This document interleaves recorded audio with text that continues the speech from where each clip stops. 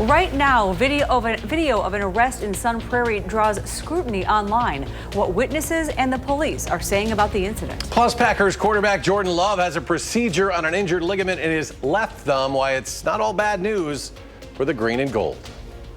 I'm Arman Rahman. If you're seeing the extreme flooding across southern Wisconsin, you may think that you need flood insurance, but I have the ins and outs because it's not as easy as you may think it is. And it's all coming up on News 3 Now at 6. Good evening, I'm Eric Franke. And I'm Sarah Carlson. Thanks for watching. We begin with breaking news in Sun Prairie, where police are responding to video of an arrest that is getting some scrutiny online. That incident happened Saturday night on South Bird Street in Sun Prairie after police got a report of a man assaulting a woman. Now, we want to warn you, this video may be disturbing for some. We've also removed the audio due to its graphic nature. In it, you can see two officers attempting to arrest the suspect here, 37-year-old Jerry Clark. An officer then stunned Clark during the confrontation, then turned him on his stomach and handcuffed him. Now, police say he was then taken to a hospital for a medical condition that was, quote, unrelated to the use of force. For more on this arrest, let's go live to Sun Prairie, where Jalen Banks has talked with both the police department and also witnesses about this incident. Jalen? Eric and Sarah, this morning and early afternoon, I caught up with several witnesses and finished up speaking with Sun Prairie's police chief within the last 90 minutes. Now, this is what we have been told and shared with us so far. As you guys have mentioned, officers responded to South Bird Street just after 11 o'clock Saturday night for reports of an assault. When they arrived, they said that someone was restraining 37-year-old Jerry Clark, who was allegedly trying to fight another person, and police say Clark resisted arrest. And you'll be able to see in the highlighted area in the video that officers stunned Clark with a taser, sending him flat on his back, and police say Clark was transported to a local hospital for unrelated medical incident, and that he was combative during the transport as well. Now, Sun Prairie police also say the body camera video shows an active physical altercation. The officers tried to take a hold of that male so that the female, keeping her safe, and that officer was able to then hold on to that male, and that male immediately resisted the officer's efforts. The officers don't have time in situations like this. Earlier, I spoke with Clark's fiance, who gave a different perspective on the situation that you're able to see in the video. There was no need for the excessive force. If you guys would have just walked up and asked us what was going on, we would have been able to tell you. That way, it wouldn't even been as, confrontational as it was. Right. You guys didn't give us a chance to do anything. You just got bum rushed right onto our property and just dragged him to the ground like it was nothing. Now, Clark's fiance shared with me that at one point he was put into a medically induced coma, but has been awake since about 10 a.m. this morning. Now, as for that video that you guys saw on your screens, you can find the full version of that video on our website at channel3000.com. As for the body cam footage that the police chief had cited, we have put in a records request for that body cam footage, so we'll have that to you guys as soon as we can get to it. Tonight at 10, we'll hear from more of the witnesses that were there at the scene, and we'll hear more from both the fiance and the police chief tonight at 10. But for now, reporting live in Sun Prairie, Jalen Banks, News 3 Now. All right, Jalen, thank you. The man who pleaded guilty to sexually assaulting and beating a woman, attacking a massage therapist, and attacking a Dane County deputy while in jail will go to prison for 35 years. The DA charged 32-year-old Ron Dino Fleming with multiple felonies connected to the three cases. This morning, a judge sentenced him to 35 years for the 2021 sexual assault, along with 35 years for the 2021 attack on the massage therapist, and 3 for attacking the deputy in 2023. He will serve all sentences concurrently. A man wanted in a drive-by shooting in Madison 2 months ago is now in custody. 22-year-old Jamel Grant Amos was arrested in Atlanta, Georgia on August 7th. Madison police have been looking for him since June 11th, when a man was shot multiple times on Milwaukee Street. The victim survived. 2 guns and several shell casings were found at the scene. Grant Amos is suspected of being the shooter in the vehicle involved in that drive-by. To Green Bay, where the Packers quarterback Jordan Love is dealing with an injury to his left thumb. Now, fortunately, his left thumb, not his right thumb. And for more on that injury and Love's status for the upcoming season, your sports director Andrew Banstra now with the latest. Andrew? Yeah, Eric and Sarah, Packers fans may have wondered why Jordan Love completed just one pass in the team's preseason opener, and now we have an answer. He played with he suffered in that first game, I should say, ligament damage to his left thumb, and like you mentioned, it is his non-throwing hand. That's an injury that required him to get surgery to repair it this morning. The quarterback gave it a go at practice on Monday, playing through pain with a wrap on his thumb, but the team decided today that the best path forward was surgery. The Packers do expect Love to miss about a week of practice, but are confident that he'll be back in plenty of time for their season opener on September 7th against the Lions. Love's second season under center was plagued by injury, and the hope was that this year we'd get to see him at full health. That's not off to a great start. Coming up in sports, Brian Gutekunst tells you if he expects this injury to impact Love throughout the season. All right, Andrew, thank you. We turn now to weather. We've certainly seen plenty of rain in recent days. Let's go to Chief Meteorologist Alex Harrington. The first one forecast, latest check of the radar, Alex. Yes, this is it. We have a cold front coming through southern Wisconsin as we speak right now, and this will be the end of showers and thunderstorms for a while.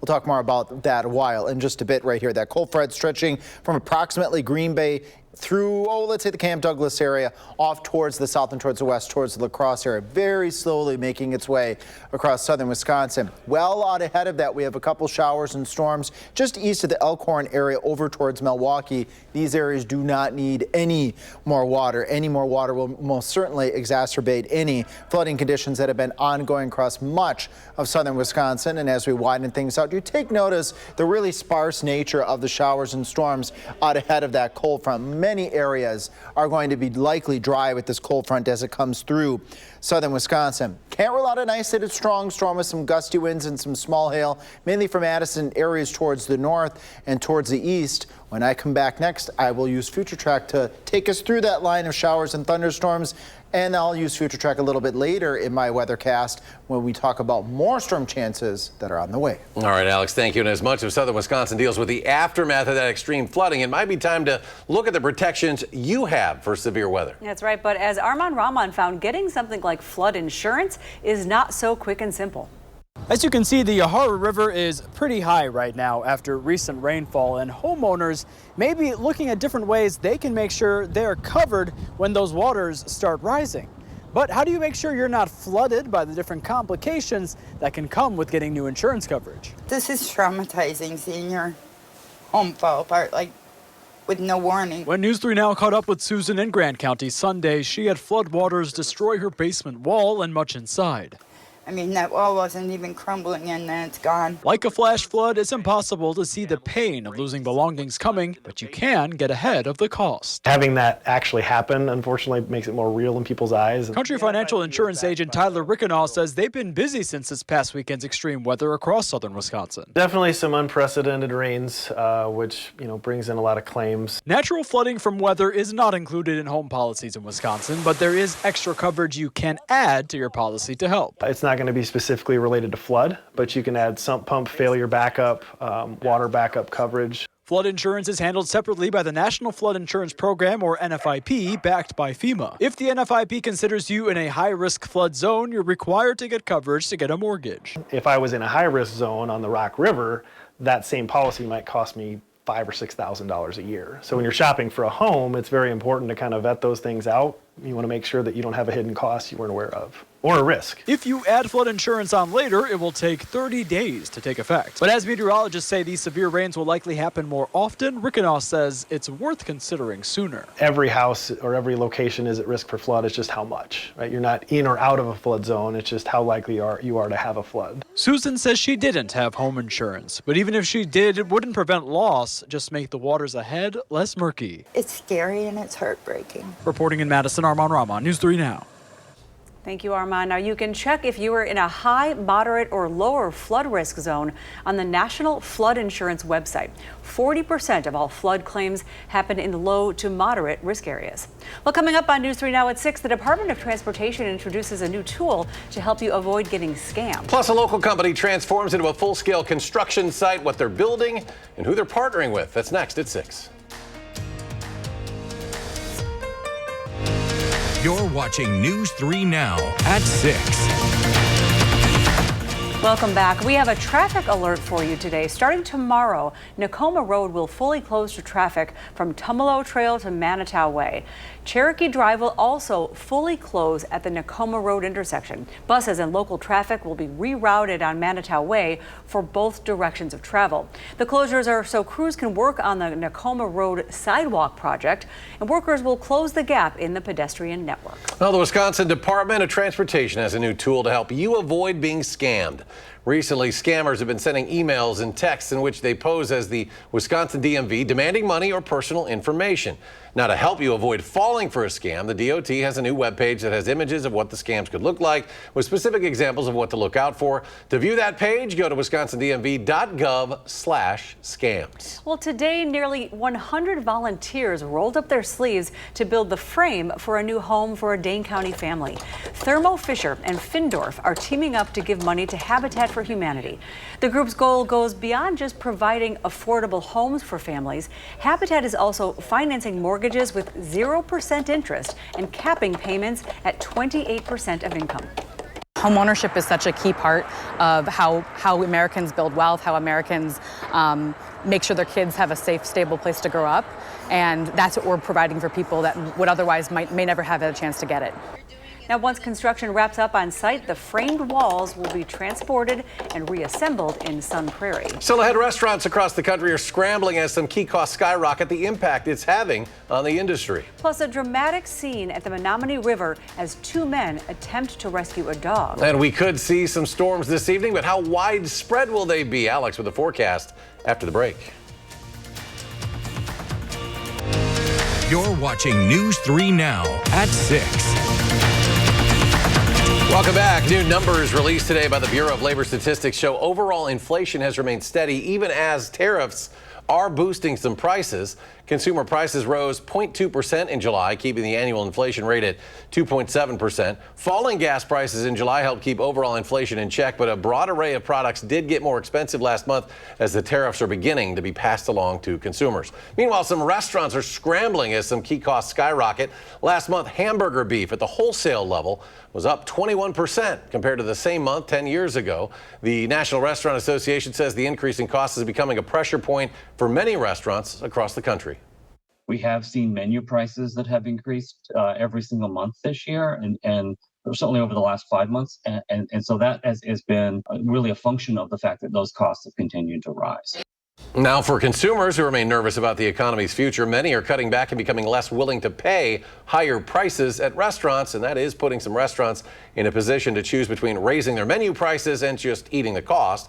According to data from the Commerce Department, in the first half of the year, U.S. restaurants and bars saw one of the weakest 6-month periods of sales growth in the past decade. And now to a water rescue attempt in Menominee Falls involving 2 people and a dog. Witnesses say 2 men jumped into the Menominee River in an attempt to rescue the dog who went in first. After jumping in, the 2 men clung for their lives to logs for an hour before members of the local fire department arrived. However, during the rescue, one of the men was swept away as crews rescued the first man. One witness described the terrifying moment. You can see him come up for air. And I'm like, he's right here. He goes back down, and I start running with the current, and he just never came back up. A short time later and a mile downstream, rescuers pulled the second man out of the river. Fire officials say they believe both men will be okay. The dog, unfortunately, has not yet been found. That was quite a system. Temperatures, though, staying steady for most of the week. Let's check back now. Here's Alex, a complete look at our forecasts. And as part of that complete look, how about the complete end of the showers and the thunderstorms? Many areas saw lots of rain, prolific rains in some areas. There are a few areas that didn't see a whole lot. Well, north of Madison, that's where our cold front is. This very last cold front stretching from Green Bay back down through Juneau and Adams counties, moving towards the south and towards the east very, very slowly. Well out ahead of that front, we have a couple of showers, a couple of isolated thunderstorms just east of Elkhorn, just south of the Milwaukee metropolitan area, where they most certainly don't need any additional raindrops, and widening things out across the rest of the area. As you see here on the box to your right, and that not a lot is out there right now. This first front that's going to be coming through isolated. We were just teasing earlier how widespread will storms be tonight, isolated, and that threat of a strong storm is isolated as well with gusty winds and some small hail. As we go towards 7:30, the front tries to light up just a little bit, stretching from Prairie du Chien up to the Dells. But again, notice the very sparse nature, a lot of few and far between cells out there. We're not expecting widespread activity. And as we get past 10 o'clock tonight, this is an important point of tonight's forecast is the clearing out, because we have the Perseid meteor shower that will peak today. And it will be, as you note here, take a look here, future track, all clear out there. Can't rule out a little bit of patchy fog, and then clear to start off Wednesday morning, and a sunny day ahead for us on Wednesday. That Perseid meteor shower forecast for tonight will be taking a look here. That peak's going to be after midnight, and as we move through the rest of the nighttime hours, just a couple tips in a moment, we're going to be seeing clearing skies overnight, so that's good. You want to try to look for that dark open sky, get out of the town or out of the lights that we have here in the town, that limited moonlight that offers the best viewing for the Perseid meteor shower, again, that will peak after midnight tonight. Temperatures out there, you might need a light jacket here. It's going to be in the upper 50s to the lower 60s, but after this humid stuff, that's going to feel pretty refreshing. Highs up near 80 degrees as we go into Wednesday. Lots of gold there, lots of sun or the blue shades for the blue skies. And as we head towards the weekend, look at the temperatures go back up into the upper 80s to right around 90 degrees on Saturday. Following with that, shower and thunderstorm chances will be on the increase again in southern Wisconsin. Coming up tonight at 10, we're going to actually take one of our weather models, Future Track. We're going to track those showers and storms over the weekend, and I'll let you know what times of the day you can expect the best chances for those storms over the weekend. Always good to know. Thank you, Alex. Thanks, Alex. Going for 11 in a row tonight, the Brewers. Yeah, it seems like this streak will just never end, and we're fine with that happening. Still to come in sports, you don't have to go far to watch the Crew tonight. You can see them seek their 11th straight win right on television, Wisconsin. We'll get you ready for it next on News 3 Now.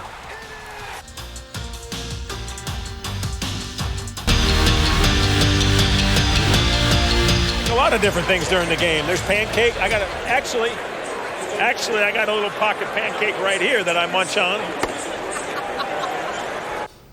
The power of pocket pancakes. Pat Murphy pulled that sweet treat out of his back pocket on August 1st, and the Brewers have not lost a game since. They're winners of 10 straight, but as much as I love breakfast foods, and trust me, I do, what's going on at AmFam seems more like fate than flapjack. The Crew have won 25 of their last 29 games and are unequivocally the best team in baseball at 30 games over 500. They'll go for their 11th straight win tonight, and you don't need to go far to find it. They play Paul Skeens and the Pirates on our sister station right after this newscast ends at 6:30. You can find it free over the air on channel 3.2. Jordan Love's second season as a starter was defined by injuries. The hope was a fully healthy QB1 could help lead the Pack to the promised land in year 3. And while he very well still could, his injury bug is already back. He injured a ligament in his left thumb in the Packers' preseason game against the Jets on this play and had surgery to repair it this morning. A procedure the team said went perfectly. The Pack hope he'll be back to practice within a week and are confident he'll be ready for week 1. As we looked at all the options, and he did as well, the best option I think for him to get back, the fastest and feel the best was to do this. I don't like any of our guys to miss time. It certainly affects performance when you're not out there, but at the same time, I think we'll get him back in plenty of time, and I don't foresee this affecting him, long term. When the preseason AP Top 25 poll came out yesterday, it confirmed what we already knew. Wisconsin football's schedule this season is as tough as it gets. They play 3 top 10 opponents and 5 teams in the top 15. For senior cornerback Ricardo Hallman, he knows that no one outside of the building believes in Bucky and sees this slate as a chance to prove them wrong. We know what the outside is saying about us and their perspective on us and what they expect us to do this season, and that just excites us. We always look at our schedule and we say it's a lot of opportunities to put what we want on film, a lot of opportunities to get the W and represent it the right way, and so we're excited for that because that's all the motivation we need, and we really look forward to this schedule and proving everybody wrong. Andrew, thank you. And coming up tonight at 10, the future of the Fitch-Rona EMS district up for debate at tonight's Fitchburg City Council meeting. We'll bring you where the agreement is between the two cities of Fitchburg and Verona and where it's headed. Again, that's tonight on News 3 Now at 10. And now we have a final check on the weather. Panel check has a couple isolated showers and thunderstorms moving through as we see on Doppler track right now. Few and far between, not expecting these to be widespread across the area, and they'll clear on out as we get a little bit later into the overnight. And as that occurs, that'll be good viewing for the Perseid meteor shower a little bit later this evening. It'd be very cool. You got to stay up. Yes, got to stay up. Wee hours of the morning. Exactly. Thanks, Alex. Alex, thank you. And thanks for watching News 3 Now. We're going to remind you, we've got the Brewers on. When is first pitch again? 6:40 is first pitch. Coming up, start 6:30. We can't wait. Tough pitching matchup. Paul Skeen should be fun to watch over on TVW. Thanks for joining us for News 3 Now at 6. Coming up next on this station, Entertainment Tonight. And then our next newscast, of course, 10 o'clock. And you can always find us streaming 24/7 on Channel 3000+. We'll see you back here at 10 o'clock.